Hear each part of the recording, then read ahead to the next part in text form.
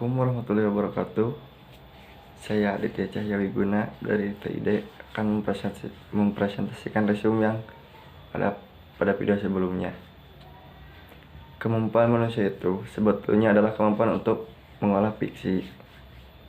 Dan bahayanya kalau kita bilang fiksi, kita membayangkan orang akan marah.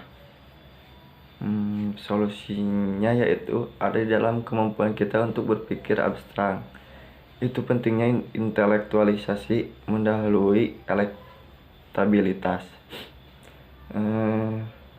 Gimana kita harus berupaya untuk mendemokratisasi ide. Kita mengandalkan teknologi untuk mempermudah seorang publik tiba di parlemen.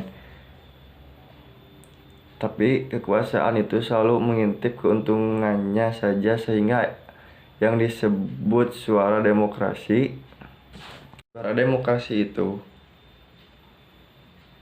sebetulnya itu hasil publikasi. Indonesia dianggap punya potensi untuk jadi pusat riset payudar university. Seharusnya itu dikembangkan supaya negara lain tahu bahwa Indonesia punya keahlian di bidang itu, bukan perusakan habitat.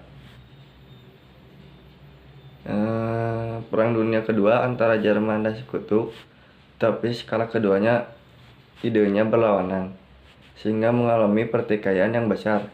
Dan jangan sampai kita menyemplung di koridor yang mana teknologi itu sakral dan akan bagus. Tapi kalau ada dua ideologi yang berlawanan dengan teknologi yang sama, itu bisa kejadian katastrofi atau error. Errornya justru terjadi karena ambisi itu, bukan karena ketajaman metodologi itu. Sehingga dihapus saja percobaan yang karena maksudnya mengalahkan pihak lain, jadi tidak ada kerjasama di dalam metodologi. Selanjutnya yaitu Perang Dunia Kedua mengajarkan kita bahwa kompetisi teknologi yang disponsori oleh ideologi itu katastrofi. Perang Dunia Kedua mengajarkan kita bahwa kompetisi teknologi yang disponsori oleh ideologi itu katastrofik. Teknologi derivatif 1 dan 2 semakin meningkat. Hidup di abad ke-10 dibandingkan dengan abad ke-7, perubahan tidak banyak atau datanya tidak banyak dalam 100 tahun.